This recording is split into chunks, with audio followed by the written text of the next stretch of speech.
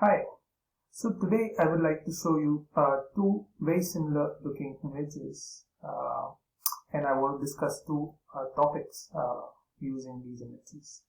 Now at first glance, both these images are probably looking similar to you. There is cataract in the left image. You can see the lens.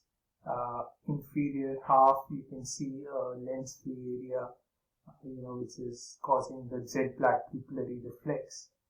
And a very similar image in the right side, even though there is no cataract, but you can see the lens and you can see the lens margin, and in the inferior half you can see the jet black pupil corresponding to the lens free areas. You can also see some striations which are basically the zonules in some part of the jet black. So you probably are thinking these two are similar images and they have a similar diagnosis, right? Which is why I asked a question on my Telegram quiz yesterday, and let's see that question. So this was basically a spot diagnosis. I shared this image and I asked for the diagnosis, whether it's subluxated lens, dislocated lens, Morgagnian hypermetrop cataract, or coloboma of the lens. And pause this video, if you've not seen this question, just think what the answer could be.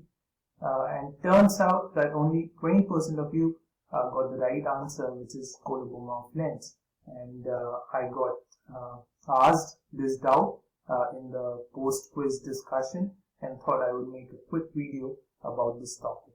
Right? Coming back to the two images, even though you can see that there is the lens margin, you can see the jet black pupil, but there is a subtle difference between the two images. Right? On the image in the right side, what you are seeing is basically the lens margin, which is having a very smooth rounded margin, a very smooth contour, right? On the other hand, in the first image on the left, what you have is a notch like area, right? And the lens free margin is and the lens margin basically is not the usual, right? Now normally your lens is going to be completely circular, 360 degrees, right? And in a subluxated lens, what happens is that the lens is just going to move in some direction. In this case, it's moved superiorly and slightly medially, right? So, and when the lens moves, this being your pupil, there is going to be this area which will appear black because there is no lens there, and the lens has shifted in the direction of the subluxation, right? So this is basically ectopia lentis.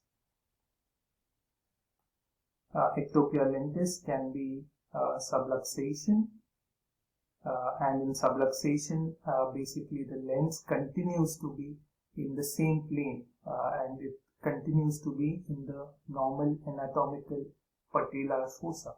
Whereas in dislocation, the lens has moved away from the patellar fossa. It could be in the anterior chamber or it could be in the posteriorly in the vitreous cavity.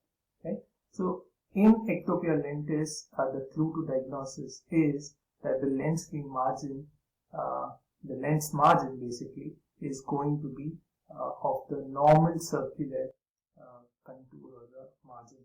Right? On the other hand, in the first image, what we see basically is that the lens margin is not the circular margin you would normally expect.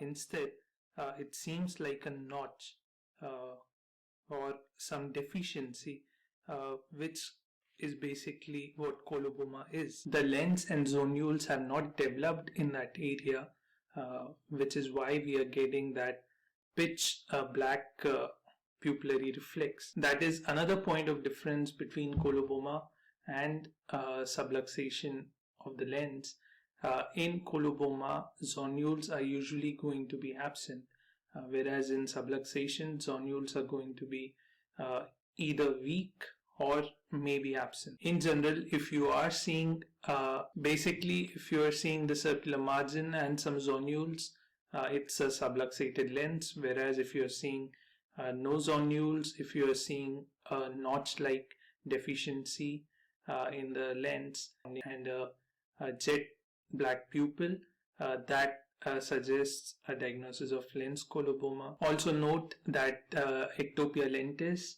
or lens subluxation can occur in any direction, but lens coloboma usually occurs inferiorly or inferonasally. Now this is another image where you can test yourself. You can see the circular margin of the lens right here. You can see some zonules here, and you can see the iris pigments within the zonules, right, within the area where zonules would have been, so this is a lens subluxation. Now there is another example where you might think that you are seeing the lens margin, and it is in this image, right? But actually this is not the margin of the lens, but it is only the margin of the nucleus of the lens. This is a hypermature Morgagnian cataract in which the cortex has become milky white and has liquefied, and the nucleus has sunken down within the cortex, right? So the shape might confuse you with something like an ectopia lentis, but remember that in ectopia lentis or subluxation, this area would not be white. It would actually be a jet black pupil in subluxation or ectopia, whereas it will be white in Morgagnian hypermature cataract, which is why I also kept this as one of the options.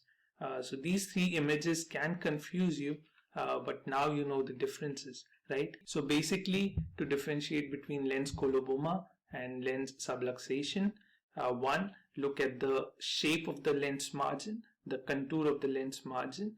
The second point is look for zonules. Zonules will point towards a diagnosis of subluxation. And third, look at the site of the jet black pupil, basically. So in lens coloboma, it's going to be mostly inferior or inferonasal, whereas in subluxation it could be anywhere. These 3 points will help you differentiate the two conditions. I hope this video helped you. If it did, please hit the like button and also subscribe if you are new here. I'll see you in the next video. Goodbye.